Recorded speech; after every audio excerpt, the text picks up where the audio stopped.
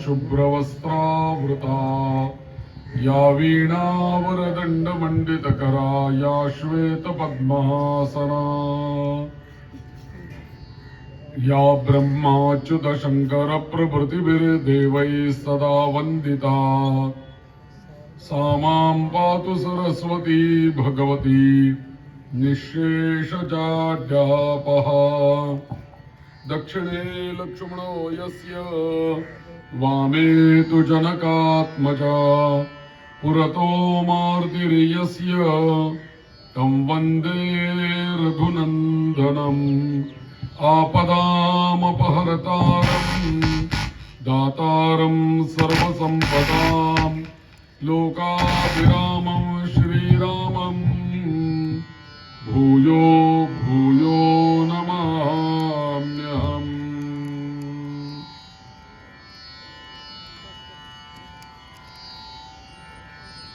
महायोगपीठे तटे भीमरथ्या वरं पुण्डरीकाय दातुं मुनीन्द्रैः समागततिष्ठन्तमानन्दकन्दं परब्रह्मलिङ्गं भजे पाण्डुरङ्गं।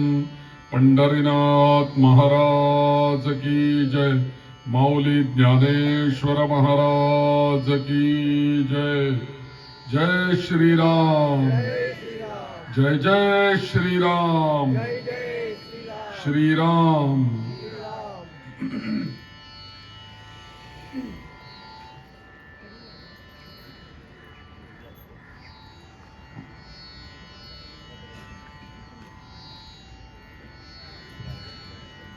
चालू असलेल्या या अत्यंत पवित्र अशा ज्ञानेश्वरीच्या पारायण सप्ताह सोहळ्यामध्ये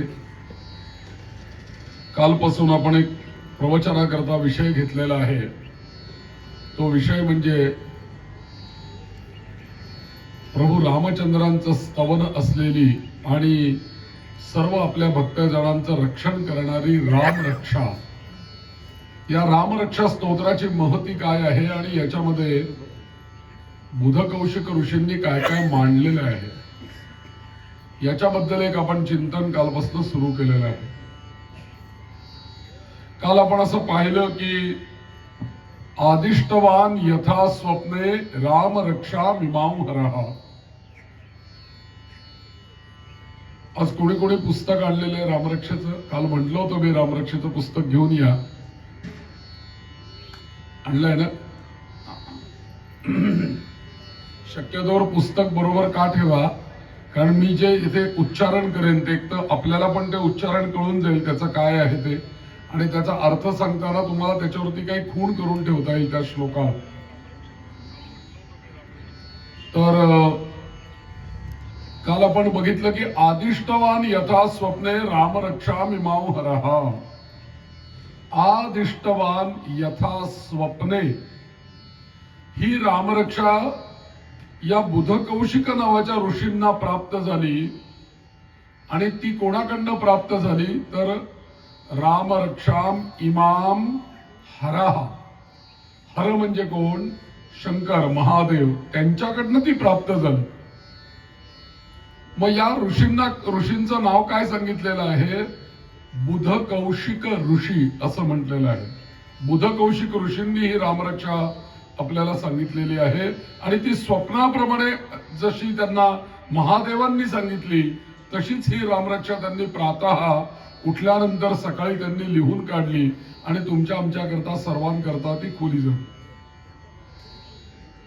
म्हणजे स्वप्नामध्ये भगवान शिवशंकरांकडून मिळालेलं महान स्तोत्र जर का कोणतं असेल तर ते हे रामरक्षा स्तोत्र आहे। एक कल्पना करा की काहीतरी त्या ऋषींची योग्यता असल्याशिवाय तर त्यांना काही हे मिळालेलं नाहीये।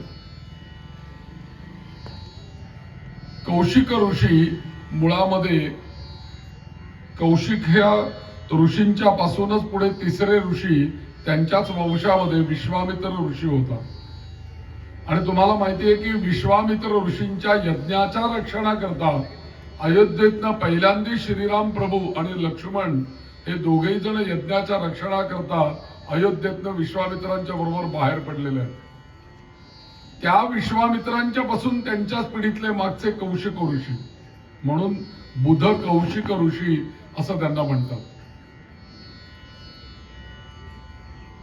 अशिष्याय न देयम, योग्यता असल्याशिवाय जर का योग्य वस्तू हातात पडली नाही तर त्याची किंमत राहत नाही आणि ती कशी वापरायची कळत नाही. उदाहरणार्थ, अशिष्याय न देयम, जो अशिष्य असेल त्याला काही देऊ नका म्हटलेलं आहे. जो सत्शिष्य असेल त्याला द्या. लहान मुलं खेळत असतात इकडे तिकडे, बऱ्याच काही वस्तू आपल्या घरामध्ये पडलेली असतात, सुरी, कात्र्या, टाचण्या, पिना. लहान मुलांना ते माहित नाही की ती पिन आहे, ती टाचणी आहे, ती टोचेल, त्या कात्रीने कापेल, सुरीने आपल्याला कापेल, त्याला विचारायला काही कळत नाही. पण मात्र त्याला जशी इतर खेळणी असतात तसंच तो ते खेळायला घेतो आणि त्यावेळेला आपण ताबडतोब अरे अरे अरे तू नको घेऊ, ते इकडे आण, आणि म्हणून त्याच्याकडनं ते काढून घेतो. का? अशिष्याय न देयम. त्या मुलाच्या हातात जर का ती कात्री, टाचणी, पिन, सुई जर का पडली तर त्याच्यापासून त्याला इजा होण्याची शक्यता आहे किंवा दुसऱ्याला इजा होईल त्याच्यापासून, कारण त्याला त्याचं ज्ञान नाही. म्हणून योग्यता त्या ऋषींची अशी असल्याशिवाय त्यांनी ही रामरक्षा त्यांना दिलेली नाहीये, तर त्यांची योग्यता आहे म्हणून त्यांना ही रामरक्षा मिळाली. म्हणून मुळामध्ये राम रक्षा दोन शब्द आहेत बघा. एक पहिला शब्द आहे राम आणि दुसरा शब्द आहे रक्षा. म्हणजे अर्थातच रामांकडून रक्षा किंवा राम आमचे रक्षण करता, हा त्याचा अर्थ आहे. प्रभू रामचंद्रांना मर्यादा पुरुषोत्तम असं म्हणतात. मर्यादा पुरुषोत्तम राम असं म्हणतात. आणि या प्रभू रामचंद्रांचं जर का चरित्र आपण अवलोकन केलं तर आपल्याला असं लक्षात येईल की प्रभू रामचंद्रांनी आपल्या जीवनामध्ये एक राजा म्हणून, त्याच्यानंतर एक पिता म्हणून, एक बंधू म्हणून, एक पुत्र म्हणून, एक पती म्हणून आपल्या सर्व मर्यादा सांभाळून एक फार मोठा आदर्श या प्रभू रामचंद्रांनी आपल्याला घालून दिलेला आहे. म्हणून जीवनामध्ये आदर्श कोण असावा तर रामचंद्राचा, रामचंद्रांचा आदर्श असावा.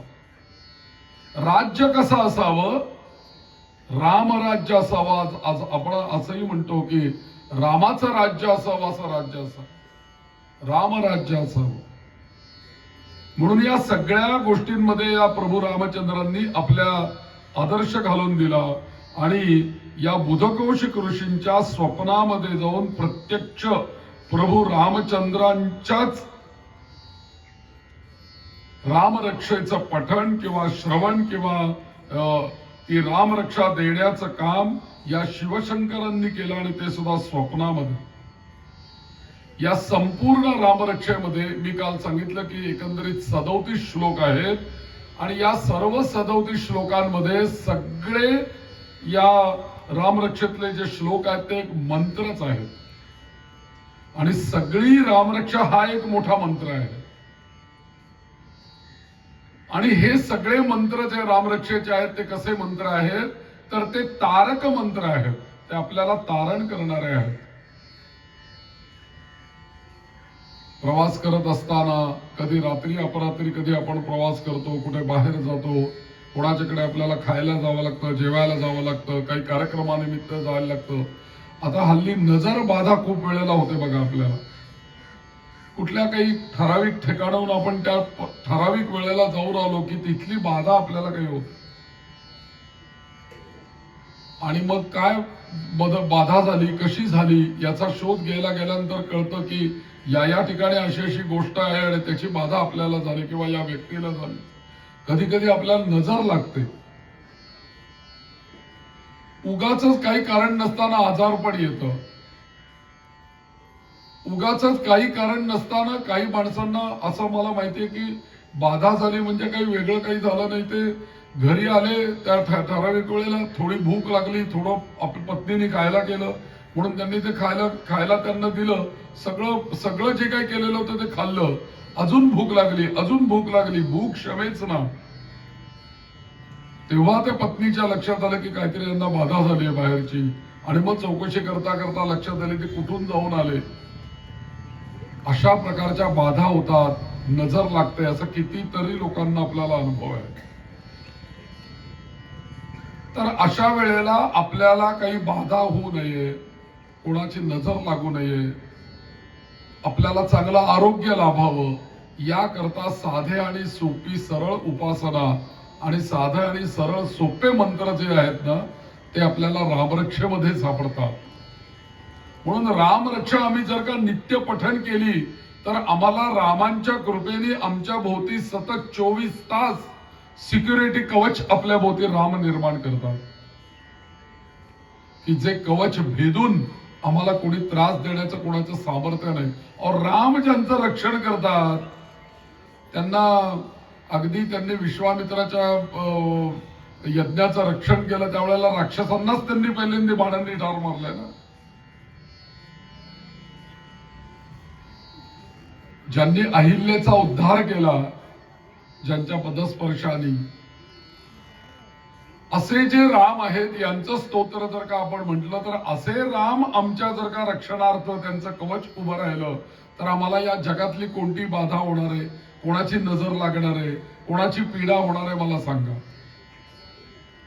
आमचे कायम एक वृद्ध गुरुजी होते पुण्यामध्ये, ते कायम म्हणायचे, बाळांनो संध्याकाळी रामरक्षा म्हणत जा, बाकी काही नाही म्हटलं संध्याकाळी तरी चालेल पण रामरक्षा म्हणत जा. कारण का, रामरक्षा जर का म्हटली तर कधी तुम्हाला भूतबाधा होणार नाही, म्हणे भूत प्रेत पिशाच यांची कधी पीडा होणार नाही, कसली बाधा तुम्हाला होणार नाही. म्हणजे या सगळ्या गोष्टींपासून रक्षण करणारी ही रामरक्षा आहे. विशेषतः संध्याकाळच्या वेळेला हातपाय धुवून, देवाला दिवा लावून, उदबत्ती लावून, शुचिरभूत होऊन सगळ्यांनी रामरक्षा म्हणायला हरकत नाही. कोणी म्हणावी रामरक्षा. काही वेळेला असं म्हणतात, अहो स्त्रियांनी म्हणावी का न म्हणावी, पुरुषांनी म्हणायचीच आहे फक्त, असं आहे का काही, मुलींनी म्हणायची का नाही, विधवा स्त्रियांनी म्हणायची का नाही, असे अनेक प्रश्न लोक विचारत असतात. मला बरेच वेळेला प्रश्न विचारलेले आहेत लोकांनी, म्हणून मी तुम्हाला सांगतो. तर याचं उत्तर असं आहे, सगळ्यांनी रामरक्षा म्हणा, कोणीही म्हणा, ज्यांना म्हणता येते त्यांनी म्हणा. आणि अगदीच म्हणता येत नसेल तर ऐका, श्रुतम, ऐकली तरी त्याचं पुण्य आहे. पण ऐकत असताना आपलं लक्ष त्याच्याकडे पाहिजे, अशा पद्धतीने ऐकली तरी त्याचं आपल्याला फल मिळेल. आणि विशेषतः कुमार वयातली जी लहान मुलं आहेत, म्हणजे अगदी ज्याला बोलताय पहिली दुसऱ्यातल्या मुलापासून तरुण मुलं, मुलांनी, मुलींनी तर विशेषतः रामरक्षा म्हटलीच पाहिजे. घराच्या बाहेर गेल्यानंतर मुलींना ही संरक्षणाची खूप आवश्यकता आहे. वेद सगळ्या प्रकारचं संरक्षण ही रामरक्षा आपल्याला देते. मुलींनी सुद्धा म्हणायला हरकत नाही, मुलांनी म्हणायला हरकत नाही. आणि कधी म्हणायची तर रोज रामरक्षा म्हणा, रोज. किती मिनिटं लागतील 37 श्लोक म्हणायला? जास्तीत जास्त 7, 8, 10 मिनिटाचं काम, तेवढाच वेळ लागतो. 37 श्लोक म्हणायला किती वेळ लागणार आहे? पण जर का रोज ही रामरक्षा आपण जर का मोठ्या आवाजामध्ये जर का म्हटली तर आपल्या वाणीवरती योग्य संस्कार होतात, आपली वाणी शुद्ध होते. बघा तुम्ही, त्यातला एक मंत्र आहे बघा रामरक्षा, जे म्हणतात किंवा म्हटली त्यांना माहिती आहे, आत्तसज्ज धनुषा विशुस्पृशा वक्षया शुभनिषंग संगिनौ रक्षणाय मम राम लक्ष्मणा वग्रतः पथी सदैव गच्छता. किती मंत्र स्वच्छ झाले बघा. आत्तसज्ज धनुषा, श स विशुस्पृशा, श शहामृगातला, ष षटकोनातला, स. एकाच श्लोकामध्ये आत्तसज्ज धनुषा विशुस्पृशा वक्षया शुगनी संगसंगिनो रक्षणाय र मम राम लक्ष्मणा क्ष्म वग्रतः पथी सदैव गच्छता. एक तुम्हाला मी जाता जाता उदाहरण सांगतो. खरं तर मी हे व्हॉट्सअप युनिव्हर्सिटीमध्ये ऐकलेलं उदाहरण आहे, पण हरकत नाही, रामरक्षेबद्दल आहे. आता सगळ्यांच्या हातातच आहे व्हॉट्सअप युनिव्हर्सिटी. आणि आता दुसरी एक महा युनिव्हर्सिटी आपल्याकडे काम करते गुरु रूपामध्ये, गुगल गुरु. काही पाहिजे असेल की टाका, सर्च केलं का ताबडतोब आणून देतच आहे. गुगल गुरु आणि व्हॉट्सअप युनिव्हर्सिटी याच्यावरती सगळं चाललंय. तर त्या व्हॉट्सअप युनिव्हर्सिटीमध्ये काही काही गोष्टी येतात. त्यापैकी एक गोष्ट मी अशी वाचली रामरक्षा या विषयातली. एका मुलीने तिचा अनुभव लिहिला होता. त्या मुलीला आमच्या पुण्यामधनच एक मुलगी अमेरिकेमध्ये शिकायला गेली होती काही 2-4 वर्षाकरता, काही कॉलेजमध्ये, काही उच्च शिक्षण घेण्याकरता अमेरिकेमध्ये. तर त्या अमेरिकेत ती गेलेली असताना तिला लहानपणापासून, मला सांगायचंय काय की त्या मुलीला लहानपणापासून रामरक्षा म्हणायची सवय होती. आता मुलगी एकटी अमेरिकेमध्ये शिकायला गेलेली, कल्पना करा तुम्ही. आई वडिलांना सुद्धा काळजी रोज, मुलगी तर रोज फोनवर सगळा संपर्क. पण कॉलेजमधल्या कधी क्लासेसमुळे, याच्यामुळे, कधी किंवा काही दुसऱ्या काही अडचणींमुळे कधी कॉलेज उशिरा घरी येण्याची वेळ यायची. आणि त्यावेळी एक दिवस असा उजाडला की तिला नेहमीच्या वेळेपेक्षा तिला उशिरा घरी यावं लागलं. आता उशिरा घरी यावं लागलं तर जेव्हा ती तिच्या बसमधनं किंवा काय रेल्वेमधनं ती उतरली आणि तिथून चालत चालत तिच्या घराकडे यायला लागली, त्यावेळेला फुटपाथवरनं येताना त्या मुलीला हे सगळं तिने व्हॉट्सअपवर लिहिलंय बरं का व्यवस्थित. तिला असं जाणवलं की 2 माणसं आपला पाठलाग करतायत, चालत चालत चालत येत आहेत मागणं. आणि ती घाबरली अत्यंत. बरं कोणीच नाही, निर्मनुष्य. परदेशामध्ये म्हणजे असं काय आपल्यासारखी माणसं दिसत नाही, सगळे आपापल्या कामात असतात, कोणीच नसतं रस्त्यावरती, निर्मनुष्य रस्ते असतात सगळे. आधी त्यांच्याकडे लोकसंख्या कमी आणि लांब लांब घरं असतात सगळी. त्यामुळे ती मुलगी चाललेली रस्त्याने आणि मागणं कोणीतरी येत आहेत असा तिला भास झाला. आणि तिने हळूच मागे वळून बघितलं. तिच्या लक्षात आलं की 2 जण आपला पाठलाग करतात. आता करावं काय? बरं फोन करावा, पळत जावं तर ते पळत येणार. बरं अशा वेळेला तिच्या अंगाला दरदरून घाम फुटला. पण त्याच वेळेला त्या मुलीला एक मंत्र आठवला. आणि तो कसा आठवला, काय आठवला माहित नाही, पण प्रभू रामचंद्रांची लहानपणापासून असलेली कृपा त्या मुलीला तो मंत्र त्या फुटपाथवरनं चालत असताना आठवला. आणि तो मंत्र, आत्तसज्ज धनुषा विशुस्पृशा वक्षया शुगनिशंग संगिनौ रक्षणाय मम राम लक्ष्मणा वग्रतः पथी रस्ता सदैव गच्छता. रक्षणाय मम राम लक्ष्मणा, राम लक्ष्मण हे दोघे जण माझ्या मार्गावरती माझं रक्षण करत, हा त्या श्लोकाचा सरळ अर्थ आहे. आणि तो श्लोक त्या मुलीला आठवला. कसा आठवला, काय आठवला तिलाही माहित नाही. लहानपणापासून रामरक्षा का म्हणायची आहे लक्षात घ्या. त्या मुलीच्या आई वडिलांनी लहानपणापासून तिच्याकडनं रामरक्षा म्हणून घेतली. आणि ज्या वेळेला तिच्यावर असा काही बाका प्रसंग उभा राहिला, त्यावेळेला रामचंद्रांच्याच कृपेने तिच्या मुखामध्ये हा श्लोक आला. आणि झालं, तो श्लोक आठवल्याबरोबर तिने तो श्लोक म्हणत म्हणत म्हणत चालायला सुरुवात केली. आत्तसज्ज धनुषा विश्वस्पृशा वक्षया, तो म्हणायला सुरुवात केली, चालत राहिली. तिने वेग वाढवला नाही, घाबरले असं दाखवलं नाही त्यांना. म्हणजे आता आणखीन गोंधळ करायचं ते काही, म्हणून मग ती आहे तशीच चालत राहिली. रामचंद्रांचं स्मरण करते आणि हा श्लोक म्हणत म्हणत शेवटी आपलं घर जवळ आलं. आता बिल्डिंग मध्ये त्याच्या कंपाऊंड मधनं एंट्री करणार, बिल्डिंग मध्ये तिने एंट्री केली, बिल्डिंग मध्ये आतमध्ये. आणि तिने मागे वळून बघितलं तर ते जे मागे तिच्या घरापर्यंत जवळजवळ तिला दिसत असणारे जे 2 कोण पाठलाग करत आले होते बस स्टँड पासनं, ते गायब झालेले होते, ते दिसलेच नाहीत परत. आत्तसज्ज धनुषा विशुस्पृशा. खूण करून ठेवा या श्लोकाला की हा रक्षण करणारा श्लोक आहे रामरक्षेमध्ये. थोडासा मोठा आहे श्लोक, पण मुलींनी, विशेषतः एका मुलीनीच लिहिलेला अनुभव आहे रामरक्षेबद्दल. म्हणून असे अनेक श्लोक आहेत रामरक्षेमध्ये की जे आपल्याला नित्य उपयोगी आहेत, आपलं रक्षण करणारे मंत्र आहेत. मग आपण रामरक्षा म्हणायला नको का मला सांगा? लहानपणापासून आपण रामरक्षा जर का म्हटलेली असेल, काय होतं की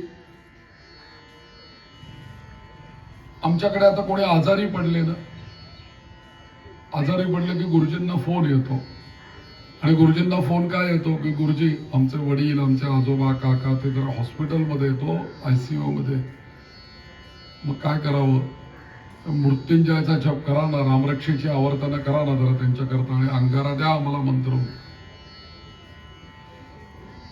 असं म्हणतात. आणि मग आमचे गुरुजी मंडळी 11,000, 1,21,000 वगैरे असा महामृत्युंजयाचा जप करतात. ICU मध्ये ते असताना इकडे मृत्युंजयाचा जप आणि रामरक्षेची आवर्तन, आणि मग तीर्थ, अंगारा त्यांना हॉस्पिटलमध्ये पाठवला जातो. आमचे एक गुरुजी आहेत सदाशिव पेठेमध्ये, ते जरा थोडेसे कडक जुने गुरुजी, आणि त्यांना असा एका यजमानांचा फोन आला की अहो ते दीनानाथ मध्ये अमुक अमुक आमच्या ऍडमिट आहेत, तो जरा त्यांच्याकरता महामृत्युंजयाचा जप करा ना. म्हटले ठीक आहे करतो म्हटले. आता इथपर्यंत ठीक होतं. त्यांनी झटकन दुसरा प्रश्न विचारला फोनवरती, फोन चालूच असताना, की देवा एक सांगा, हे मृत्युंजयाचा जप करून आमचे वाचतील ना, येतील ना ICUतनं बाहेर, बरे होतील ना, असा प्रश्न विचारला. तर आता गुरुजी पण कडक, त्यांनी पटकन त्यांना त्या फोनवरच त्याला उत्तर दिलं की हे पहा म्हणे, ज्या बँकेमध्ये आपण कधी खातं काढलं नाही, ज्या बँकेचं आपण कधी पाऊल चढलं नाही, पायरी चढली नाही, ज्या बँकेमध्ये आपली ओळख पाळख काही नाही, अशा बँकेने तुझ्या संकटाच्या वेळेला का कर्ज द्यावं? म्हणजे त्यांचा म्हणण्याचा मतितार्थ असा होता की ज्या शंकरांना महामृत्युंजयाला कधी तू नातच जोडलं नाहीस, अशा महामृत्युंजयाच्या महामंत्राने का आत्ता बरं करावं आणि तुमचं संकट वाचवावं तुम्हाला संकटात.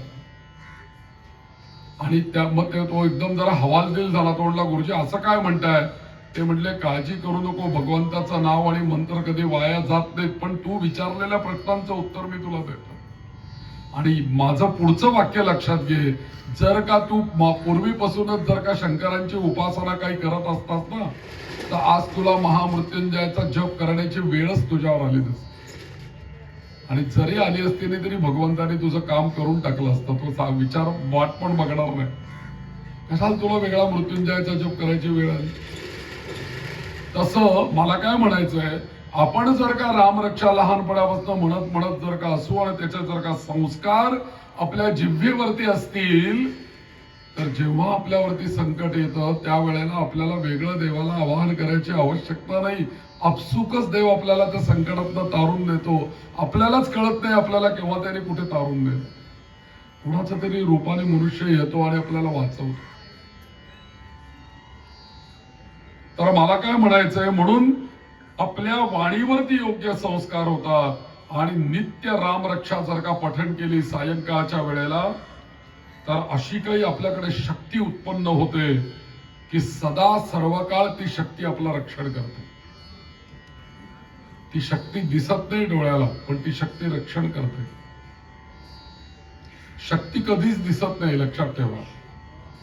उदाहरणार्थ मी माझं इथे घड्याळ ठेवलंय, मी माझ्या या हाताने उचललं, घड्याळ उचललेलं तुम्हाला सगळ्यांना दिसतंय, पण हे घड्याळ उचलताना मी जी शक्ती वापरली आहे माझ्या शरीरातली, माझ्या हातातली, ती तुम्हाला कुठे दिसते हो? पण घड्याळ दिसतंय तुम्हाला, कार्य झालेलं दिसतंय. तसं आपल्या शरीरामध्ये रामरक्षेच्या रूपाने अशी शक्ती निर्माण होते की ती शक्ती आपोआप आपलं सदैव 24 तास रक्षण करते. बिल्डिंग मधला सिक्युरिटी सुद्धा कुठेतरी चहाला जातोय किंवा जेवायला जातोय किंवा सुट्टीवर जातोय किंवा दुसऱ्याच्या घरात काहीतरी काम करायला गेलो तर तेवढ्या वेळात काहीतरी घडतंय. इथे तसं नाही, 24 तास सिक्युरिटी आहे रामरक्षा स्तोत्र म्हणजे 24 आवर्स. म्हणून आबाल वृद्धांनी नित्य रामरक्षा म्हणावी. त्याचा निश्चित फायदा आपल्याला होणारच आहे आणि होतोच आहे. एक जाता जाता एक गोष्ट सांगतो, हे जर का आपल्याला बेस याचा जर का समजला नाही ना, तर आपल्याला पुढची रामरक्षा समजणार नाही. म्हणून मला हे तुम्हाला सांगायचं आहे मुद्दाम. आपण कधी विचार असा केला का की काल मी आपल्याला सांगितलं होतं की आपण एकमेकांच्या समोर जर का भेटलो एकमेकांना, तर आपण काय म्हणतो, राम राम असं का म्हणतो, मी काल सांगितलं होतं. मग राम राम हे 2 वेळेला का म्हणतो, याची जर का आपण कारण शोधायला गेलो, तर त्यातलं पहिलं कारण हे असं आहे की तुझमें भी राम मुझमें भी राम, मैं तुझको तेरे राम को प्रणाम करता हूं, तू मेरे राम को प्रणाम करते. राम राम. हा एक अर्थ. आता दुसरा अर्थ जर का आपण एक अभ्यासाने अर्थ जर का बघायला गेलो ना, तर आपल्याकडे जी ही सगळी बाराखडी आहे ना, क ख ग ग ग च च च ज ज अ आ इ ई उ ऊ अ पासून ज्ञ पर्यंत, याच्यामध्ये काही स्वर आहेत आणि काही व्यंजन आहेत. तर जेव्हा र आणि राम हा शब्द तयार होतो, त्या राम मध्ये र हे एक व्यंजन आहे आणि हे व्यंजन या संपूर्ण बाराखडीमध्ये जर का आपण बघायला गेलो, क क ग ग च च ज ज न ट ट द द न प प ब ब म य र इतकं खाली येतं. एकंदरीत अ पासून जर का बघायला गेलं तर हे र हे अक्षर बाराखडीमध्ये 27वा येतं. 27वा आहे अक्षर. त्याच्यानंतर नुसता र येतो का, तर राम शब्द आहे म्हणजे र च्या पुढे आकार येतो, म्हणजे अ हा स्वर आहे, हे व्यंजन नाहीये. र हे व्यंजन आहे, आ हा स्वर आहे आणि आ हा कितवा येतो बाराखडीमध्ये, अ आ 2 नंबरचा येतो. बघा 27 अधिक 2 29 झाले. आणि पुढचा शेवटचा शब्द काय येतो, र आ म म येतो. म हे सुद्धा व्यंजन आहे आणि हे म व्यंजन हे या संपूर्ण बाराखडीमध्ये क ख ग ग ग त थ द द न प फ ब भ म बघायला जर का आपण गेलो अ आ इ पासन, तर बरोबर म हे अक्षर र च्या सुद्धा आधी 25वा येतं. मग बघा 27 अधिक 2 अधिक 25 किती झाले, 54 झाले. 27 अधिक 2 अधिक 25 बरोबर 54. आणि एकदा राम जर का आपण म्हटलं तर 54 ही संख्या मिळते. दोनदा राम म्हटलं तर किती होणार, 108. 54 अधिक 54 108. आणि आपण जप किती करतो, माळ किती म्हणायची असते, नुसतं राम म्हटलं तर 108. 154 राम राम 108. 108 या संख्येला का महत्व आहे, कारण आमच्याकडे 27वं व्यंजन सांगितलं ना मी आपल्याला, र हे अक्षर. 27 या आकड्याला का महत्व आहे, कारण आमच्याकडे 27 नक्षत्र आहेत आणि या 27 नक्षत्रांना प्रत्येक नक्षत्राला 4-4 चरण आहेत बरं का. आपलं जे नाव ठेवलं जातं ना पाळण्यामध्ये, पत्रिका जन्मपत्रिका जेव्हा आपण करतो तेव्हा माझं जन्माक्षर काय आलंय, तुमचं जन्माक्षर काय, लग्न जुळताना बघायला लागतंय ना ते. मग ते प्रत्येक चरणाला एक एक अक्षर आहे आणि या प्रत्येक 27 नक्षत्रांना जर का 4-4 चरण आपण म्हटली तर 27 चोक अष्टोदरसे, म्हणजे 27 चोक प्रत्येक याची 4 चरण आणि मग 27 नक्षत्रांची 4-4 चरण मोजली तर किती होतात, 108. म्हणून कोणत्याही मंत्राचा जप किती करायचा, कमीत कमी 108. 108 एवढा जप केल्याशिवाय आपल्याला काही मिळत नाही. आणि ती राम राम, एकदा म्हणा राम राम राम राम राम राम, म्हणजे 108 वेळेला जप होत. आता र या उच्चाराचा असं म्हटलेलं एक संस्कृत श्लोक आहे चांगला, राकारोच्चार मात्रेण, राकार उच्चार मात्रेण मुखात निर्यात पातकम पुनः प्रवेश संदेहे मकार तत्कपाटवत. राम जर का शब्द आपण उच्चारला तर राकारोच्चार मात्रेण मुखात निर्यात पातकम. र हे जर का अग्नी बीज आहे, तर जेव्हा आपण र म्हणतो ना त्याच वेळेला र रवीचा आहे, सूर्याचा आहे ना र, रवी. त्यामुळे र या अक्षरामध्ये अग्नी आहे. रम इति अग्नि बीजम, व हे अमृत बीज आहे बरं का, वम इति अमृत बीजम. अशी आपल्याकडे प्रत्येक अक्षर कशाची बीज आहेत हे सांगितलेलं आहे प्रत्येक बाराखडीतलं अक्षर. तसं रम इति अग्नि बीजम, तुम्ही नुसतं रम म्हणायचा अवकाश किंवा र चा उच्चार म्हणायचा अवकाश की तुमच्या शरीरातला जो अग्नी आहे तो एखादा लायटर लावल्यानंतर गॅस कसा प्रज्वलित होतो की नाही पटकन, तसा आपल्या शरीरातला अग्नी प्रज्वलित होतो एकदम. इथे आहे ना अग्नी, अहम वैश्वानरो भूत्वा प्राणिनां देहमाश्रितः, जो आपल्याला भूकही लावतोय आणि आपलं अन्न खाल्लेलं पचवतोय, पण हे सगळा यज्ञ आपल्या पोटात चाललेला आहे वर्षानुवर्ष. तो अग्नी इथे आहे वैश्वानर रूपाने. आम्ही जेव्हा र म्हणतो त्यावेळेला हा अग्नी प्रज्वलित होतो आणि तो पहिला अग्नी प्रज्वलित झाला की अग्नीचा स्पर्श ज्याला होतो ते भस्म होऊन जातं. मग काय आपल्या शरीरातलं भस्म होतो अग्नी र म्हटल्यानंतर? आपल्या शरीरातलं जे पाप आहे ते पाप हा र जाळून टाकतो. पण कुठलाही आपण कागद जाळला, काही लाकडं जाळली तर राख खाली पडतेच की नाही हो. आम्ही यज्ञ केला तर भस्म खाली राहताच आहे की. साधं उदबत्ती लावली तर खाली अंगारा पडतोय की नाही छोटीशी ठिणगीचा. तर आम्ही र म्हटल्यानंतर काहीतरी जळालं, मग काहीतरी जळायला अंगारा, काहीतरी भस्म राहिलं ना आतमध्ये. ते जे राहिलेलं ते जळून गेलेलं जे आहे ना ते पाप जळून गेलं आणि ते जळालेलं पाप आम्हाला बाहेर फेकायचंय. म्हणजे आ व्हायला पाहिजे का नको? कुठून फेकणार बाहेर ते? म्हणून रा आ झाला, बरोबर ते जळालेलं पातक बाहेर गेलं. आता बाहेर गेल्याला पुन्हा पुन्हा रिव्हर्स गती असते ना, टाकलं तरी परत येत आहे, असं पण होऊ शकेल. तेवढ्यात काम कसं केलं? र आ म व्यंजन आलं, तोंड बंद झालं. आता कशाला जाता येते आतमध्ये? गेलं उडून, कारण पुन्हा दुसऱ्यांदा राम येणार आहे ना. म्हणून दोनदा राम म्हणायचं. राम राम पातक येण्याचं कारणच नाही, केवळ राम नामामध्ये हे सामर्थ्य आहे, लक्षात. म्हणून राम कृष्ण हरी.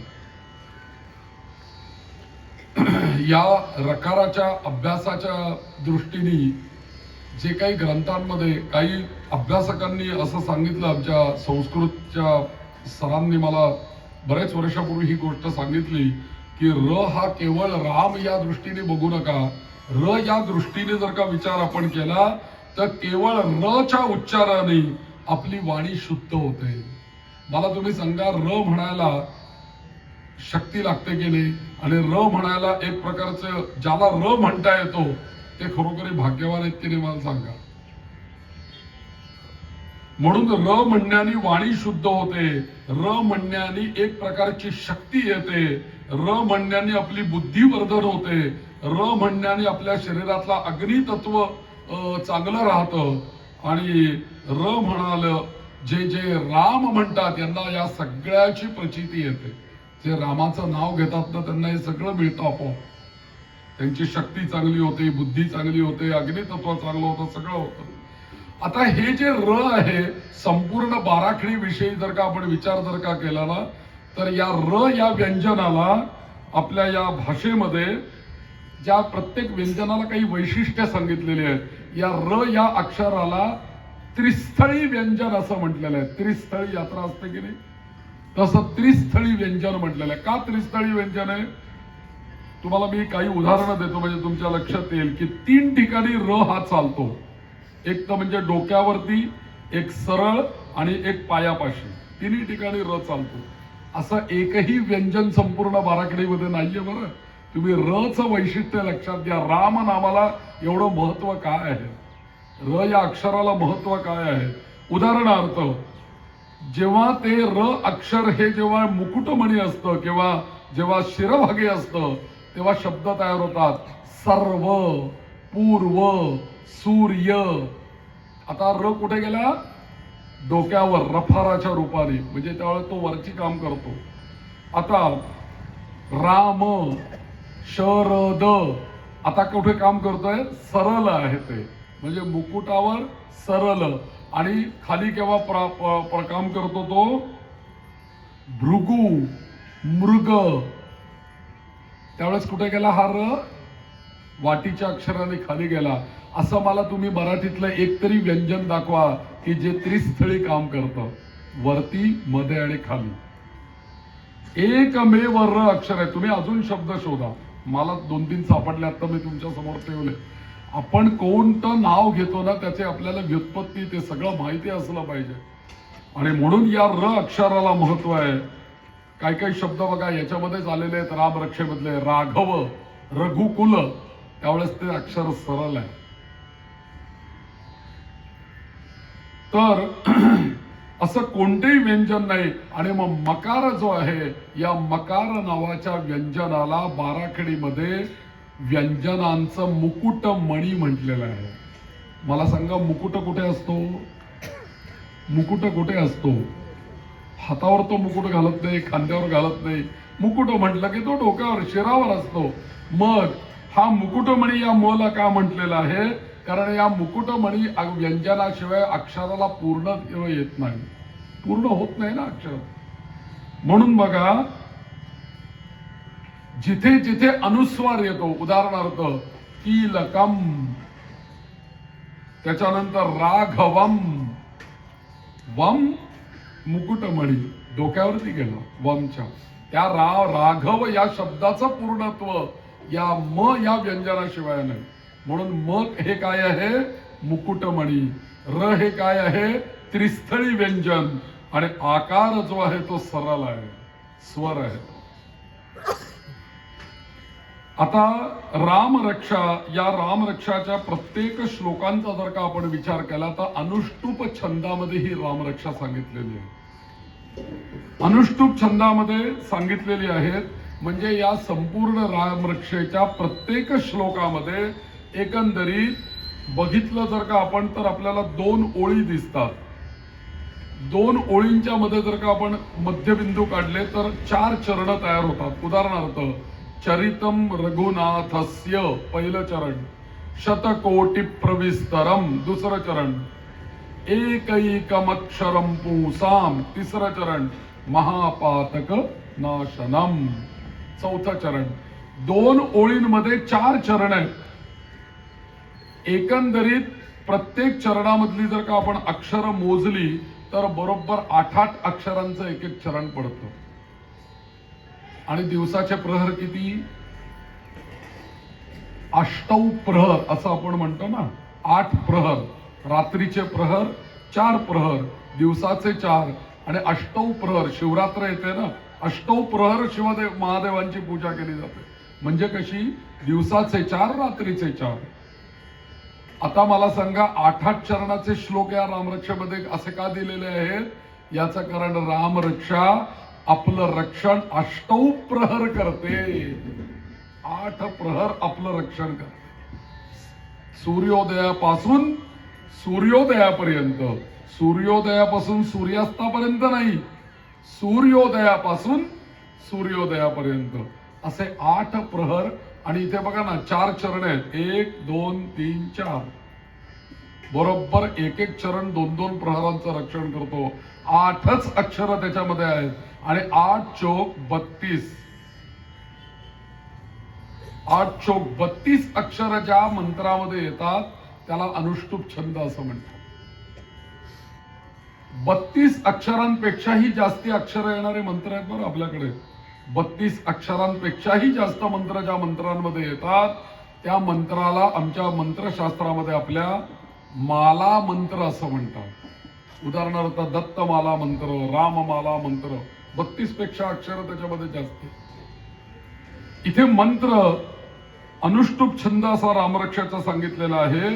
आणि एकूण 4 चरण, 16 अक्षरांच्या 2 ओळी आहेत. 16-16. आणि या संपूर्ण रामरक्षेमध्ये फक्त 26वा श्लोक आणि 37वा श्लोक जो आहे ते 2 श्लोक अपवाद आहेत. ते मात्र अनुष्टुप छंदातले नाहीये. बाकी सगळे अनुष्टुपच आहे. या सर्व अक्षरांची संख्या मोजली किती होती हो? अक्षर संपूर्ण रामरक्षेमध्ये अक्षर किती होतात मोजली? 1310 अक्षर एकंदरीत या रामरक्षेमध्ये येतात. रामनामाचा जप किती कोटी करायचा असतो? 13 कोटी. रामनाम झाल्यानंतर गोंदवलेकर महाराजांनी सांगितलं ना, प्रत्यक्ष राम आपल्याला दर्शन देतील जेव्हा तुमचा 13 कोटी जप होईल. आणि श्रीराम जयराम जय जयराम या मंत्राचे अक्षर किती बघा. म्हणजे 13 आणि बरोबर 1310 संख्या येते सगळ्या अक्षरांची रामरक्षेची. काय रचना केली असेल बोधकौशिक ऋषींनी. समजा जर का याचं ध्यान जे आहे ना, ध्याये दाजानुबाहुम धृतशरधनुषम बद्ध पदमासनस्थम, हे ध्यान जर का आपण वेगळं ठेवलं आणि चरितम रघुनाथस्य हे घेतलं तर 1310 होतात, आणि ध्यान जर का सगळं पकडलं तरी सगळी अक्षर मिळून 1465 अक्षर एकंदरीत या रामरक्षेमध्ये येतात. या 1465 अक्षरांच्या मध्ये मी काल सांगितलं आपल्याला, राम हा शब्द 75 वेळेला येतो आणि याच्यामध्ये 193 वेळेला 124 वेळेला अर्ध राम येतो. म्हणजे पूर्ण राम, आराम, विराम असे जे आहे ना, पूर्ण राम शब्द नाही, अर्धा राम शब्द आलाय तो 124 वेळेला आलाय. उदाहरणार्थ विप्र रकार, हा अर्ध रकार हा 124 वेळेला आलेला आहे. किंवा श्री हा शब्द आलेला आहे, त्याच्यामध्ये रकार आहे. राजेंद्रम त्याच्यातही रकार आहे. म्हणून ही जी रामरक्षा आहे, कदाचित प्रिंटिंगमुळे थोडाफार इकडे तिकडे होऊ शकतो, कारण पोथी गोरखपूरची असेल किंवा मराठी वाङ्मयामधली असेल तर त्याप्रमाणे अक्षरांमध्ये या फरक पडू शकतो. परंतु या सगळ्याचा जर का आपण विचार केला तर मी आता तुम्हाला 2-3 गोष्टी जाता जाता सांगितल्या. एक तर 108 संख्या कशी होते, र या अक्षराचं महत्व, व्यंजनाचं सांगितलं, राम हा शब्द आणि अर्ध रकार या रामरक्षेमध्ये किती वेळाला येतो. एक श्लोक आपण असा बघूया रामरक्षेमधला.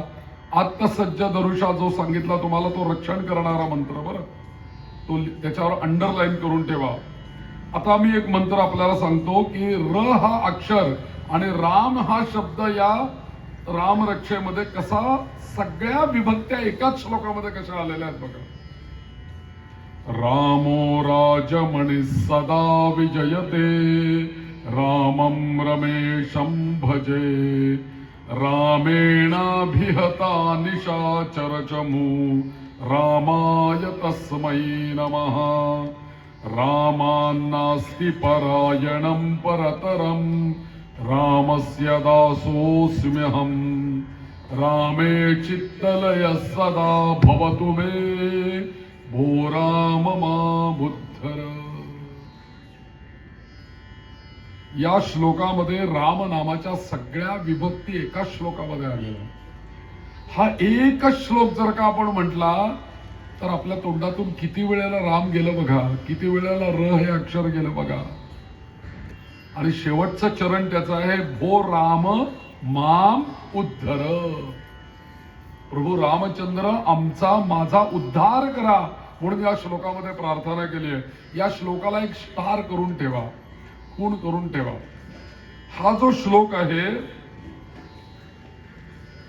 या श्लोकामध्ये ज्या विभक्ती आलेल्या आहेत, रामो रामः प्रथमा, रामम द्वितीया, रामेण तृतीया, रामाय चतुर्थी, रामान्नास्ति रामात पंचमी, रामस्य षष्ठी, रामे सप्तमी, भो राम संबोधन. संस्कृतच्या सगळ्या विभक्त्या या एका श्लोकामध्ये आहेत. आता या श्लोकाची रकाराची पुनरावृत्ती याच्यामध्ये जास्ती वेळेला या श्लोकामध्ये होते. हा श्लोक पाठ करा, सातत्याने म्हणत राहा. हा श्लोक म्हणायला सोपा आहे अत्यंत. आत्मसज्ज धनुषा थोडा अवघड आहे, त्यातले अक्षर बघून म्हणायला लागतील. हा म्हणायला अगदी सोपा आहे, राम ओ राजे म्हणे. आणि आपल्या लग्नामध्ये सुद्धा मंगलाष्टक म्हणून आम्ही ऐकलाय बरं कुठेतरी लग्नात, रामो राज म्हणे सदा, असं ऐकलंय मी.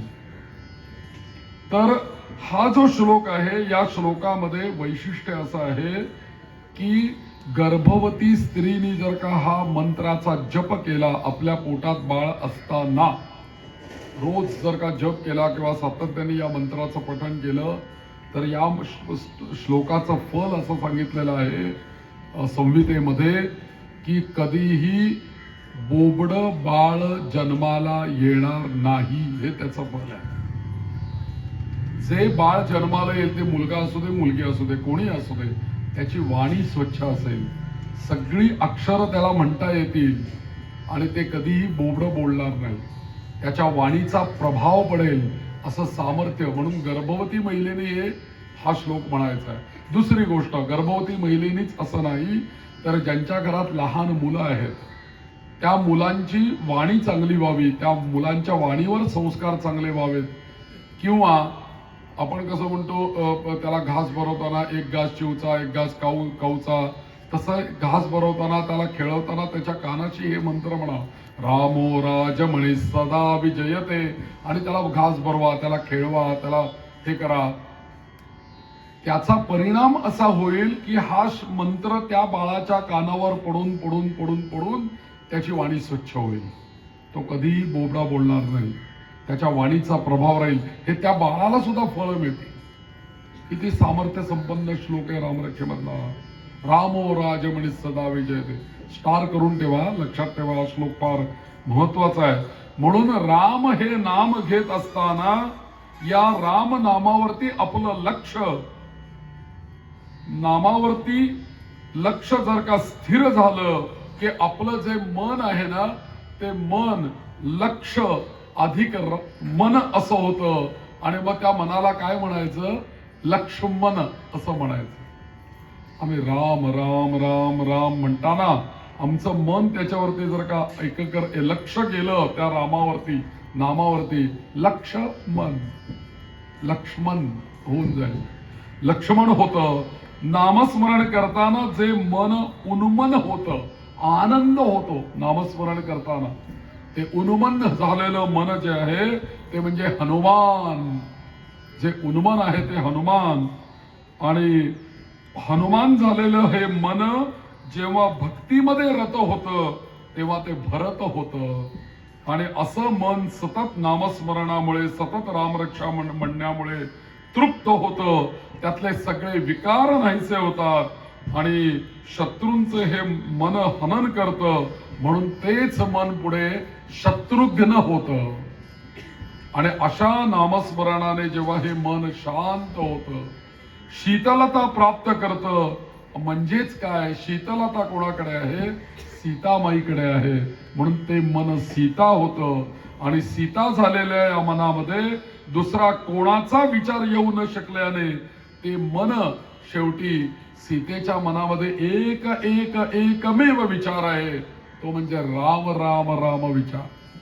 त्यामुळे जेव्हा आपलं मन सीता या अवस्थेला जाऊन पोचतं तेव्हा तिथे फक्त राम स्वरूप आपल्या मनाला प्राप्त होतं. असं रामरक्षेचं सामर्थ्य आहे. म्हणजे बघा, लक्ष्मण अवस्था आहे साधकाची, हनुमान अवस्था आहे, भरत त्याच्या पुढचीच अवस्था आहे, आणि शत्रुघ्न ही त्याच्या पुढची अवस्था आहे, आणि सीता ही शेवटची अवस्था आहे, आणि त्याही पेक्षा शेवटची अवस्था आहे राम ही अवस्था आहे. एक रामरक्षा मनापासून जर का आपण पठन केली, मनन केली आणि श्रद्धेने जर का पठन केली तर आमच्या मनाला कुठपर्यंत घेऊन जाते हे रामनाम, कल्पना करा. म्हणून सगळ्यांनी म्हणा एकदा, श्रीराम श्रीराम जय राम जय जय राम, श्रीराम जय राम जय जय राम, श्रीराम जय राम जय जय राम, श्रीराम जय राम जय जय राम, श्रीराम जय राम जय जय राम, श्रीराम जय राम जय जय राम, जय श्रीराम, जय जय श्रीराम. आता पुस्तकात बघा या रामरक्षेची सुरुवात काय आहे. अस्य श्रीरामरक्षा स्तोत्र मंत्रस्य बुध कौशिक ऋषिः श्री सीता रामचंद्रो देवता अनुष्टुप छंदः सीता शक्तिः श्रीमत् हनुमान कीलकम् श्री सीता रामचंद्र प्रीत्यर्थे रामरक्षा स्तोत्र जपे विनियोगः. हे आपण समजावून घेऊ बरोबर काय. याला मुख असं म्हणतात बरं का रामरक्षेचं. इथून रामरक्षा सुरुवात झाली.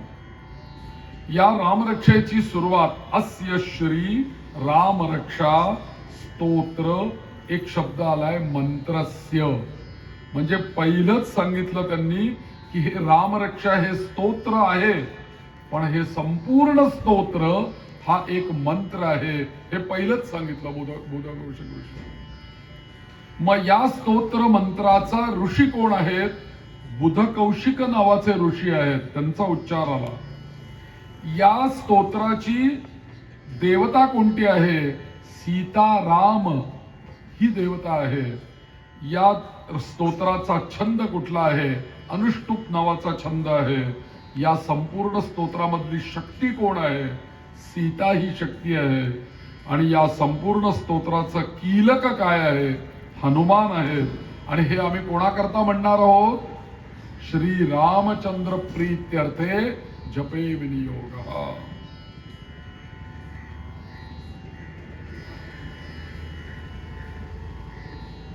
म्हणून भगवान शंकरांनी हे स्तोत्र या बुधकौशिक ऋषींना दिलं आणि शंकर स्वतः रामनामाचा उच्चार करतात. म्हणून राम रक्षा स्तोत्र हा एक मंत्र जर का आपण मानला तर मंत्राचे काही नियम असतात. मंत्र म्हटला की त्याला काही नियम आहे. कोणताही मंत्र म्हटला की त्याची सिद्धी पण आली आणि वृद्धी पण आली.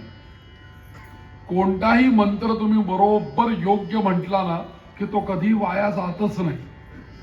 आमच्या वेदामध्ये असं सांगितलंय, एको मंत्र हा, एकच कुठलाही मंत्र घ्या, सम्यक ज्ञातः.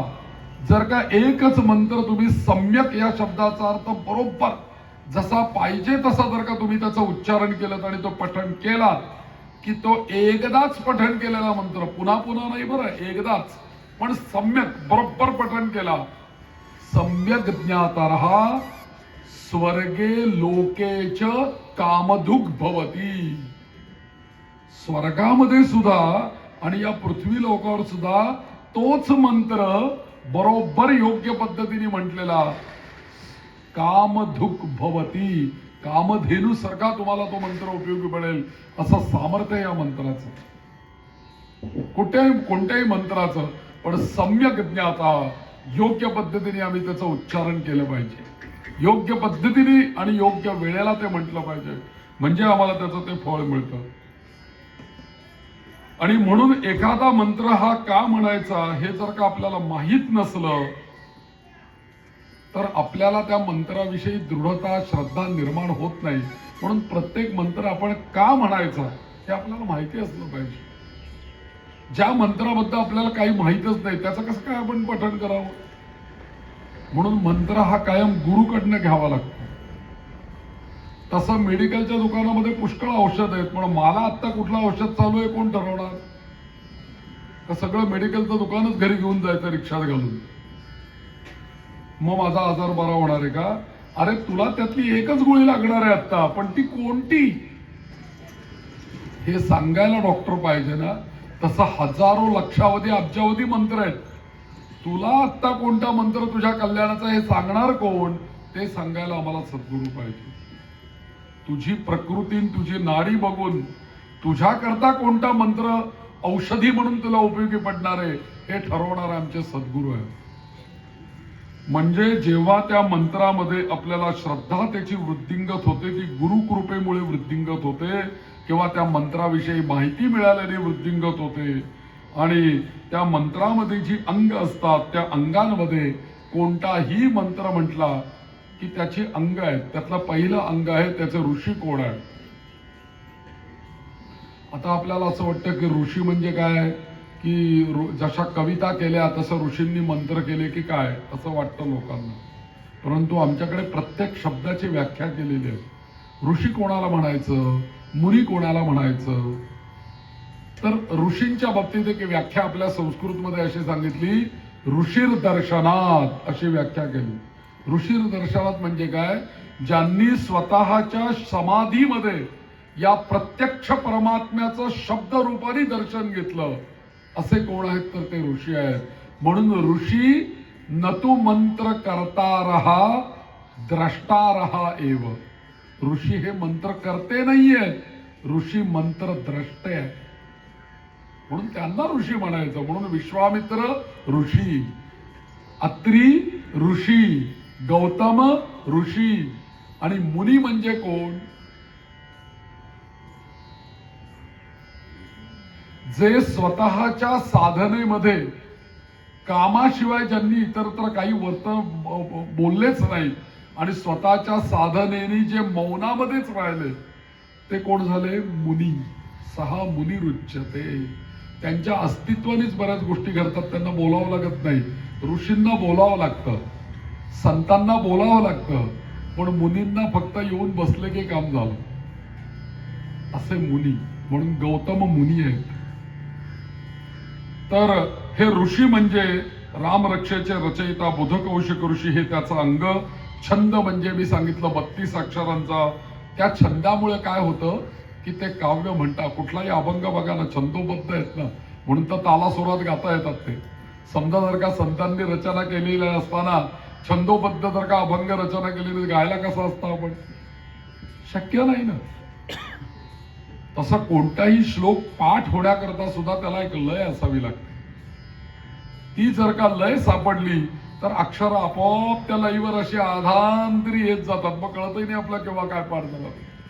म्हणून कविता गद्य जर का म्हटली तर पाठ कदापि होणार नाही, पण ती जर का पद्यामध्ये म्हटली की लगेच लक्षात राहत नाही. म्हणून कोणत्याही मंत्राला छंद आवश्यक आहे. म्हणून छंदोबद्ध सगळे मंत्र आहेत. आणि महत्वाचं म्हणजे प्रत्येक मंत्राची देवता असते. आम्हाला असं वाटतं की आपण राम राम राम मंत्र म्हटला तर आमची कामं कोण करणार, किंवा आम्हाला जे पाहिजे ते देणार कोण? तर जो मंत्र आपण म्हणतो ना, त्या मंत्राची देवता असते. ती देवता आपल्याला प्रसन्न होते तो मंत्र म्हटल्यानंतर, आणि आमचे संकल्प पूर्ण करते. म्हणून प्रत्येक मंत्राच्या मागे त्याची देवता आहे. तुम्ही वक्रतुंड महाकाय सूर्यकोटी समप्रभ निर्विघ्नं कुरु मे देव सर्वकार्येषु सर्वदा सर्वमंगल मांगल्ये शिवे सर्वार्थसाधिके, हे साधे मंत्र म्हटले तुम्ही, पण त्या प्रत्येक मंत्राच्या मागे ती देवता आहे ना. सर्वमंगल्य मांगल्ये या मंत्राच्या मागे गौरी नावाची देवी आहे. वक्रतुंड महाकाय या मंत्रामध्ये गणपती आहे. तो तुमची कामं करतो, म्हणजे ती देवता आहे त्या मंत्राची. म्हणून इथे या रामरक्षेमध्ये तुमचं मनोकामना कोण पूर्ण करणार आहे? तर सीता रामचंद्रो देवता. तुम्ही रामरक्षा म्हटल्यानंतर तुमची कामं कोण करणार आहे? मनोकामना कोण पूर्ण करणार आहे? साक्षात सीता आणि राम पूर्ण करणार आहे. पुढे म्हणून या मंत्रांना सिद्ध करण्याचं, देवता या मंत्रांचं सामर्थ्य सिद्ध करणार आहेत. आणि या तिसरं अंग आहे. म्हणून ऋषी, छंद, देवता हे तिसरं अंग झालं. चौथं अंग असतं मंत्राचं शक्ती. त्या मंत्रामध्ये कोणती अदृश्य शक्ती आहे. आणि मी मगाशीच सांगितलं की शक्ती ही अदृश्य आहे, ती प्रगट नाहीये.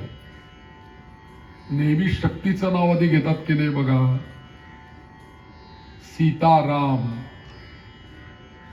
लक्ष्मी नारायण, उमा महेश्वर. महेश्वर उमा असं कोण म्हणतंय का? किंवा नारायण लक्ष्मी असं कोण म्हणतंय का? पण नारायण कार्य करताना नारायणांची शक्ती कोण आहे? लक्ष्मी आहे. म्हणून तिचं नाव, ती गुप्त, ती कदाचित दिसणार नाही तुम्हाला, पण कार्य प्रत्यक्षात तीच करते आहे शक्ती. म्हणून लक्ष्मी नारायण. प्रत्येक देवाजवळ त्याची ती. आमचा गणपती बाप्पा आहे, त्याच्याकडे ते एक नाही 2 शक्ती आहे. रुद्धी सिद्धी, 2 बाजूला 2 आहेत. आणि हा जो अग्नी आहे ना, जे आपण हवन करतो यज्ञामध्ये, त्या अग्नीला पण 2 शक्ती आहेत. एकीचं नाव आहे स्वधा आणि एकीचं नाव आहे स्वाहा. आणि त्या अग्नीचं स्वतःच्या शक्तीवर किती प्रेम आहे बघा. त्याच्या पत्नीचं नाव घेतल्याशिवाय तो आहुतीच स्वीकारत नाही. स्वाहा त्याच्या पत्नीचंच नाव आहे. 2 शक्ती आहेत त्याच्याकडे.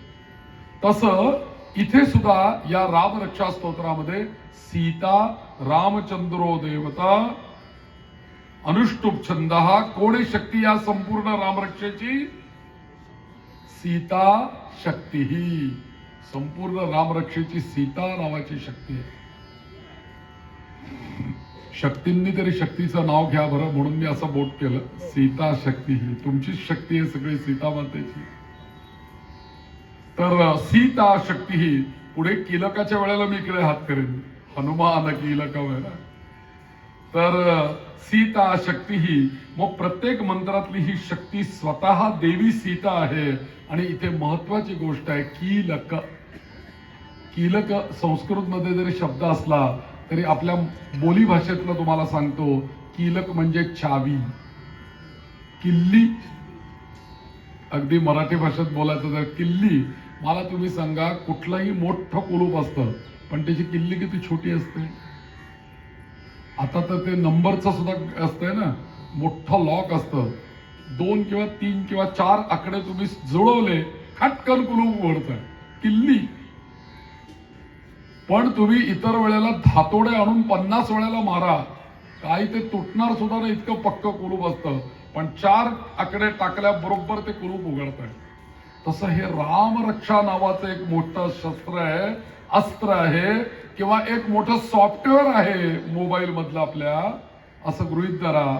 हे सॉफ्टवेअर किंवा हे ऍप्लिकेशन जर का उघडायचं असेल तर त्याला कोणता तरी पासवर्ड लागेल ना.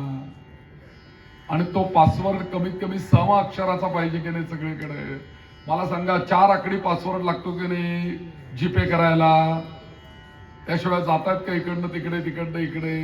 मग 4 आकडी पासवर्ड जर का जीपेला आहे तर हे रामरक्षा नावाचं मोठं ऍप्लिकेशन आणि रामांची शक्ती, सीतेची शक्ती आपल्यापर्यंत पोहोचवायला किंवा आम्ही त्याला कनेक्ट व्हायला काहीतरी पासवर्ड लागेल की नाही. तो पासवर्ड म्हणजे कुठला आहे? हनुमान कीलकम. 4 अक्षर आहेत बघा, हनुमान पासवर्ड. म्हणून किल्ली किंवा काय तुम्ही म्हणायचं ते म्हणा, पासवर्ड म्हणा, हनुमान कीलकम. आणि हे जर का हनुमानांचं स्मरण केलं नाही आपण तर आपल्याला रामरक्षाचं फलच मिळणार नाही. कारण कुलूपच उघडलं नाही. घेऊन आले नुसतं कुलूप घरी, पण ते सुटकेस भरलेली आहे, घरी आले घेऊन, त्याचं लॉक कुठं उघडत आहे? त्याचा उपयोग काय त्याचा? बॅग जर का उघडायची आणि त्यातला काही आपल्याला पाहिजे तर ते कुलूप उघडायला पाहिजे ना. ते कुलूप उघडायचं असेल तर आपल्याला हनुमंतांचं आवाहन केलं पाहिजे.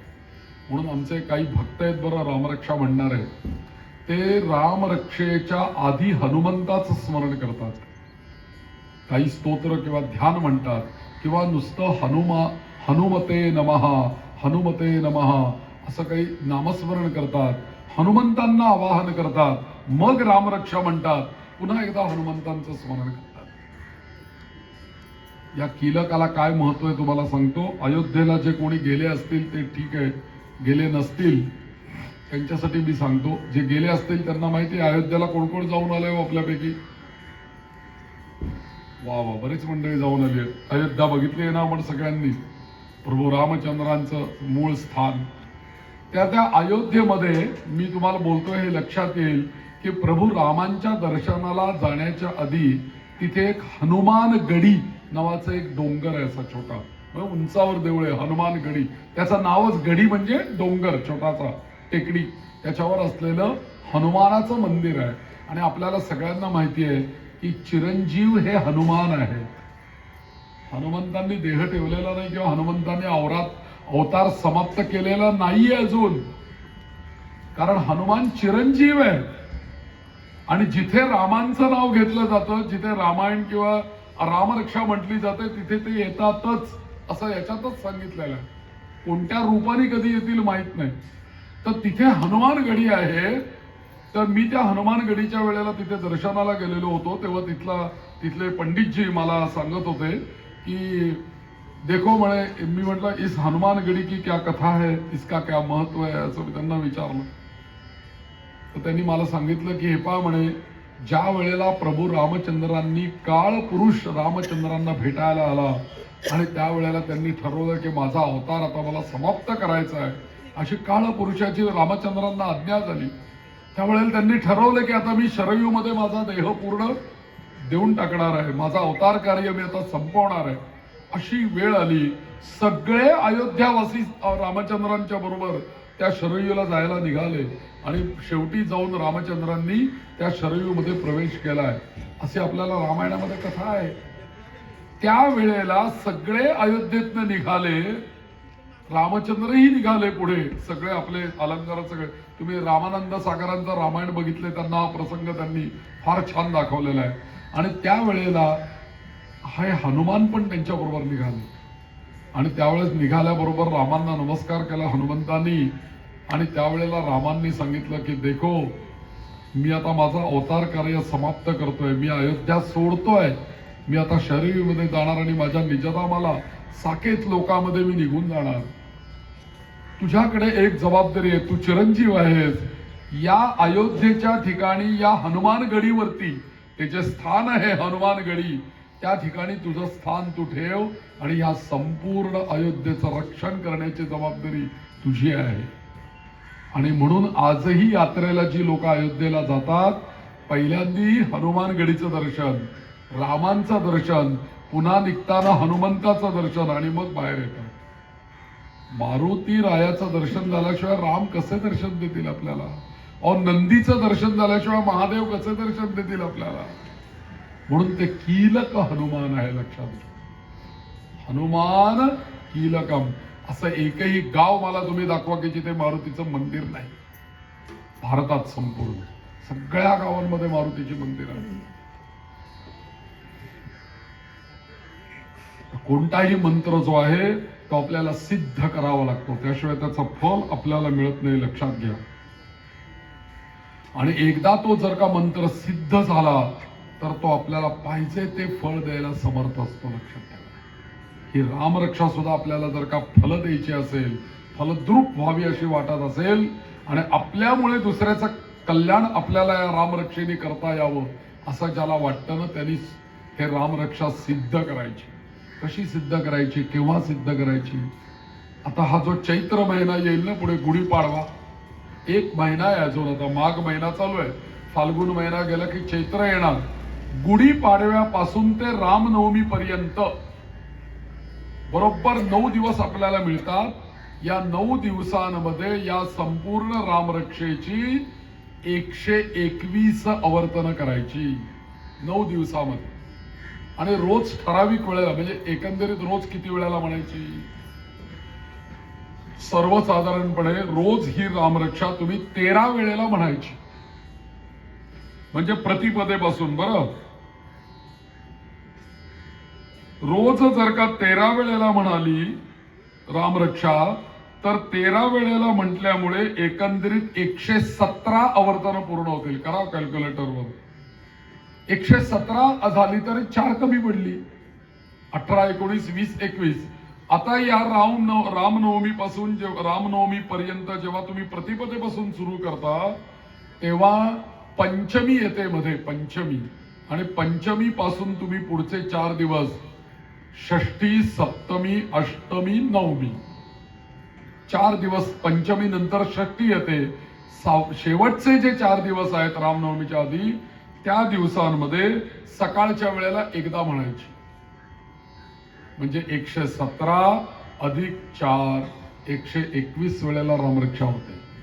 आणि हे अनुष्ठान करताना कोणाचीही ही रामरक्षा सिद्ध होईल. बरं, फक्त हे करत असताना तुम्ही एक पथ्य पाळायचं, रोजची वेळ चुकवायची नाही. संध्याकाळची समजा तुम्ही ठरवलं रोज 6 वाजता म्हणायचं, 6 वाजताच म्हणायची.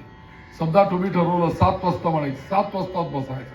आणि 13 वेळेला रामरक्षा झाल्याशिवाय उठायचं नाही, मध्ये कोणाशी बोलायचं नाही, आसन सोडायचं नाही, आणि दिवा लावल्याशिवाय म्हणायचं नाही.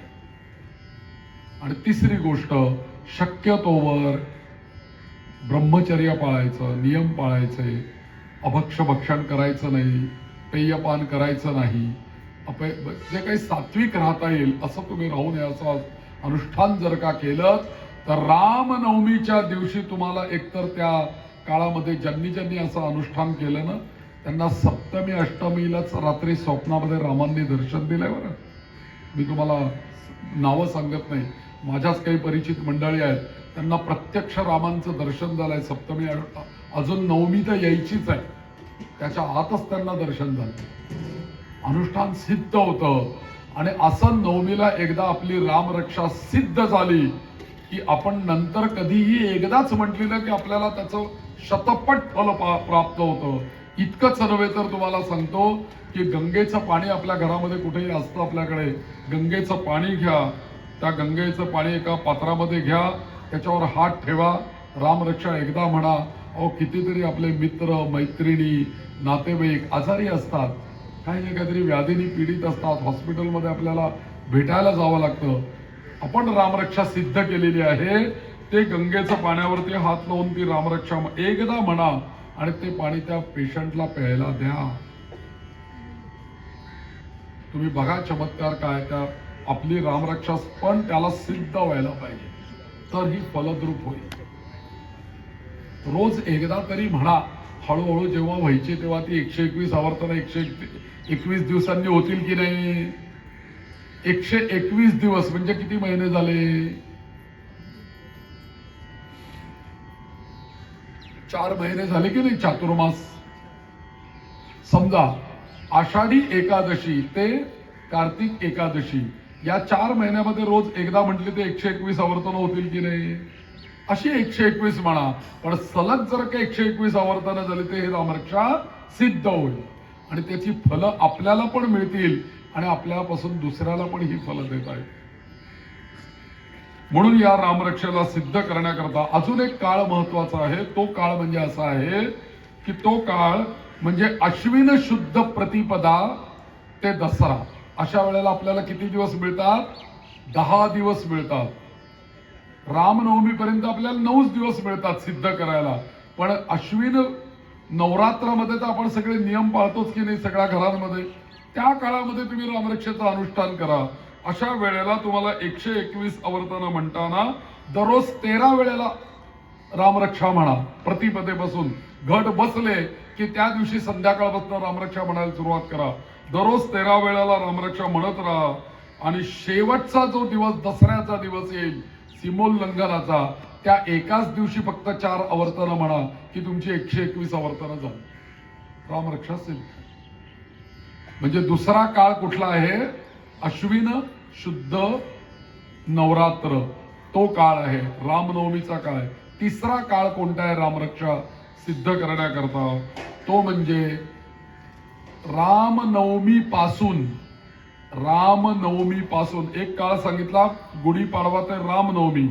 आता मी सांगतोय त्याच चैत्र महिन्यामध्ये रामनवमी पासून हनुमान जयंती पर्यंतचा काळ. म्हणजे आपल्याला किती दिवस मिळतात याच्यामध्ये. या नवरात्रामध्ये 10 दिवस मिळाले. या रामाच्या नवरात्रामध्ये 9 दिवस मिळाले आणि रामनवमी ते हनुमान जयंती 7च दिवस मिळाले. आता 7 दिवसामध्ये 121 आवर्तन आपल्याला पूर्ण करायचे.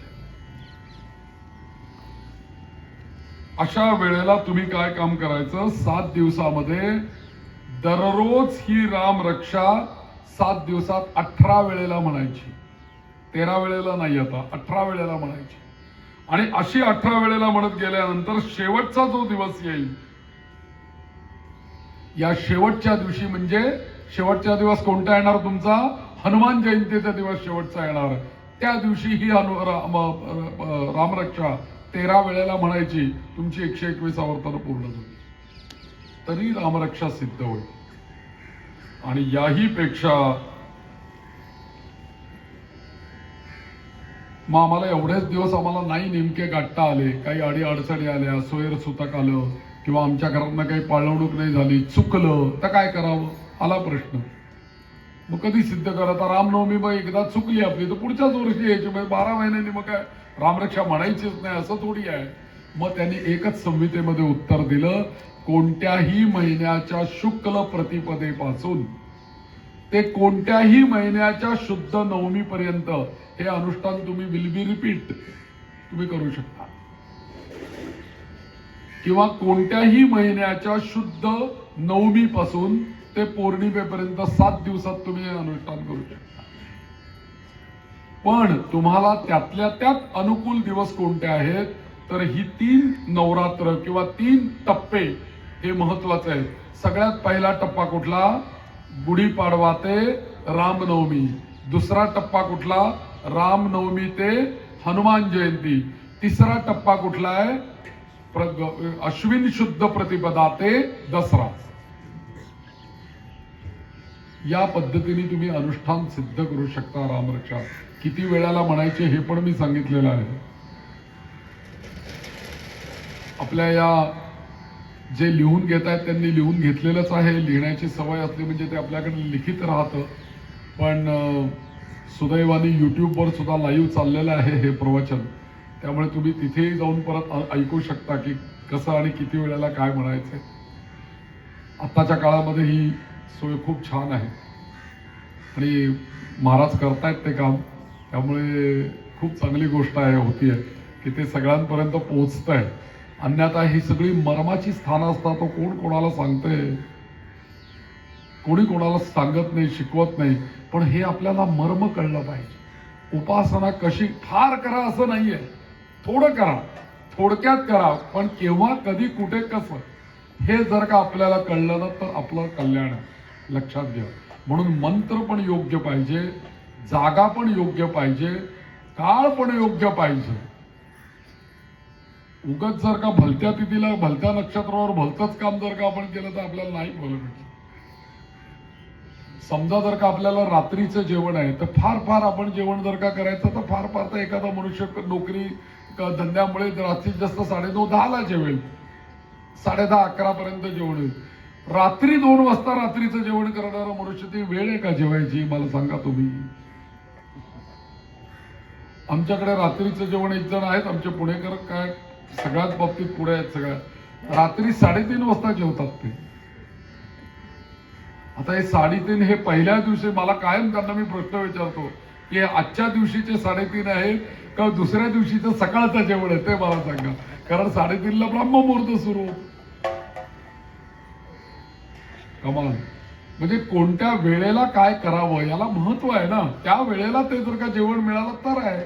दुपारचं जेवण जास्तीत जास्त 2 वाजेपर्यंत मिळालं ठीक आहे. दुपारचं जेवण संध्याकाळी 5 वाजता मग कसं काय उपयोग आहे त्याचा? तो काळ निघून गेला ना.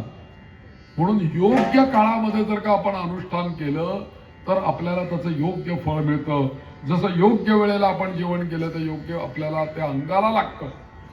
तसं लक्षात ठेवा आपण. म्हणून या रामरक्षेचा मंत्राचा जप करणं, मंत्र जप जर का आपल्याला कोणासाठी करायचं असेल तर रामचंद्रांची कृपा प्राप्त करण्यासाठी हे अनुष्ठान आपण म्हणून केलं तर ते आपल्या स्वतःला ती रामरक्षा सिद्ध होईल आणि आपण ती कोणाही करता ती वापरू शकू हे लक्षात ठेवा.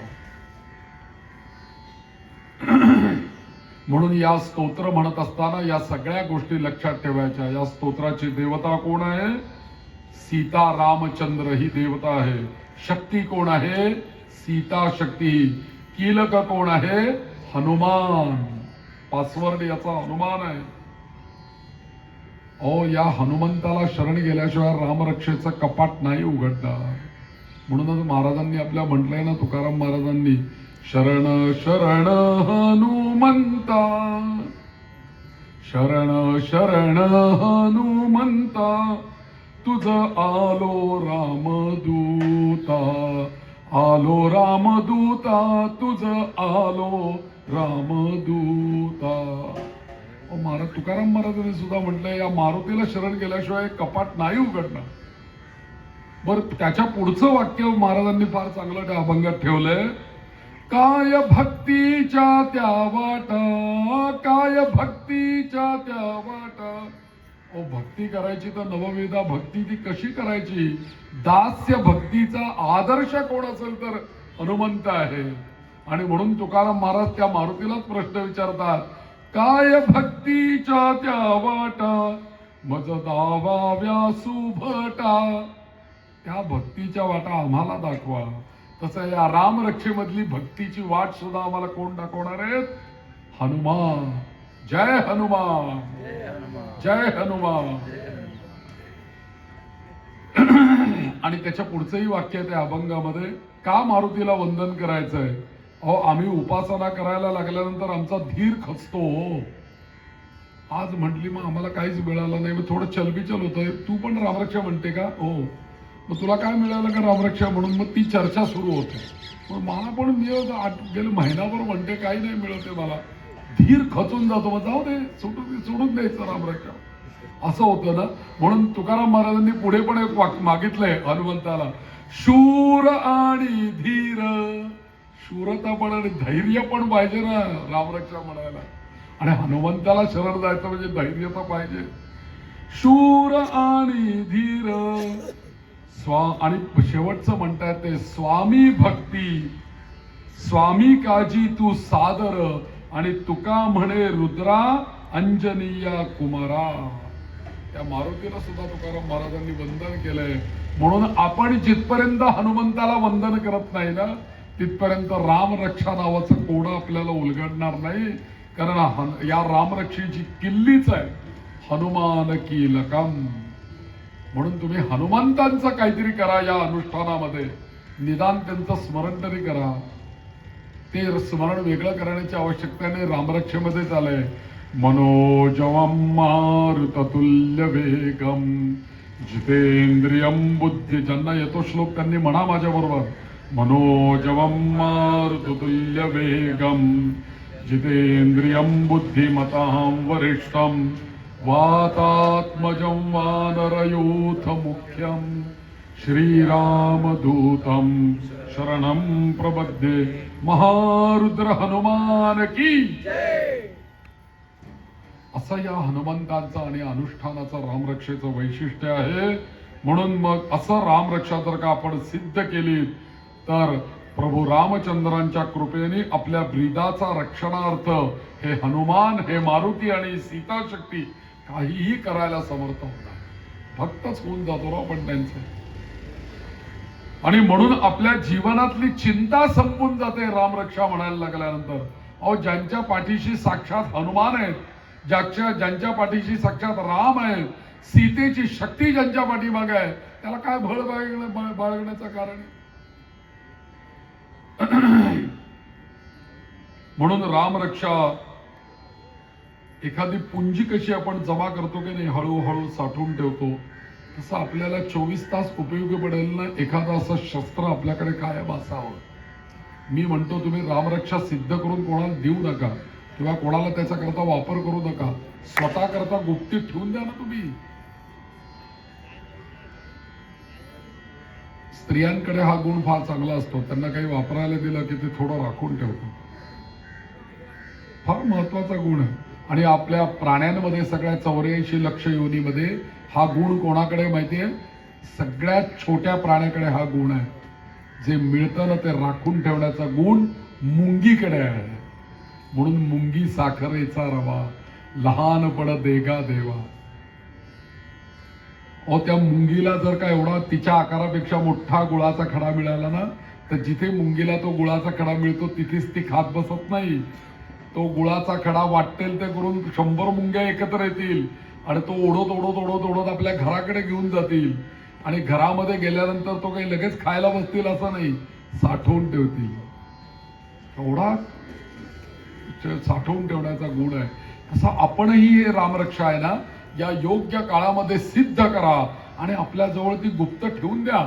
ज्या वेळेला आपल्याला काही संकट येईल, ज्या वेळेला आपल्याला भीती वाटेल, ज्या वेळेला आपल्याला कधी स्वतःलाच काही कुटुंबामध्ये, परिवारामध्ये, आपल्या स्वतःच्या शरीरामध्ये काही बिघाड निर्माण होईल किंवा अशी काही संकट निर्माण होईल, त्यावेळेला आपणच आपलं शस्त्र बाहेर काढायचं, प्रभू रामचंद्रांची प्रार्थना करायची, देवा रामरक्षा मी म्हटली माझं काम करून टाक. निश्चितपणे आपलं काम होईल, कारण आपण सिद्ध करून ठेवलंय, ते सिद्ध करून ठेवलेत मंत्र. म्हणून लक्षात घ्या, दुसऱ्याच्या करता वापरायचे असं नाही, आपल्या करता पण आपण ते शस्त्र वापरू शकतो.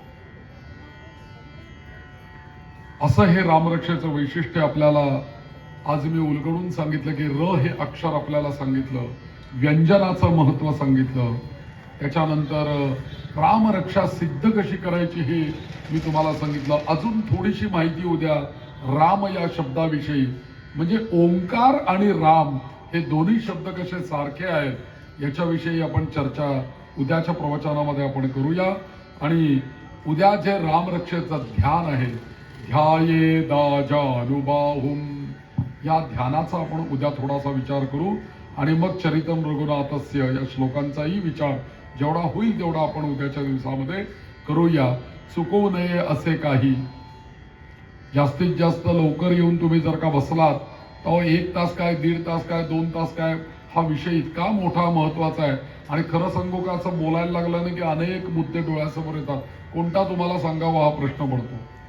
म्हणून मलाही जर असा वेळ मिळेल, तुम्ही सगळे वेळेवर या, मला सुद्धा वेळ मिळेल आणि व्यवस्थित माझा विषय जो काही मांडायचा आहे मला, तोही तुमच्या समोर मला मांडता येईल.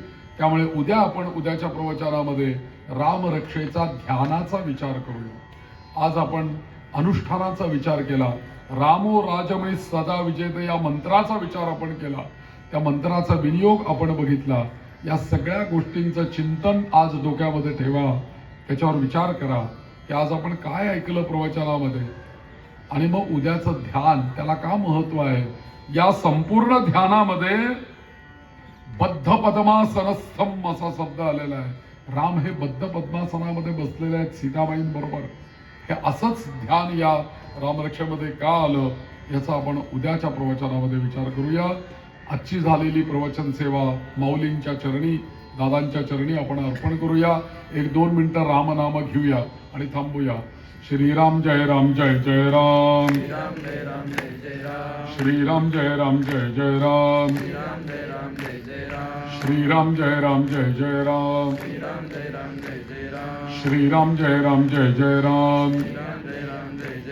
श्रीराम जय राम जय जय राम. श्रीराम जय राम जय जय राम. श्रीराम जय राम जय जय राम. श्रीराम जय राम जय जय राम. श्रीराम जय राम जय जय राम. श्रीराम जय राम जय जय राम. श्रीराम जय राम जय जय राम. जय श्रीराम. जय जय श्रीराम. महारुद्र हनुमान की, बजरंग बली की जय श्रीराम. आजच्या या सायंकाळच्या सत्रात आपण रामरक्षेच्या संबंधानं अनमोल असं मार्गदर्शन प्राप्त करून घेतलेलं आहे. मानवाच्या ऐहिक आणि पारलौकिक उन्नयनासाठी रामरक्षा म्हणणं अत्यंत आवश्यक आहे.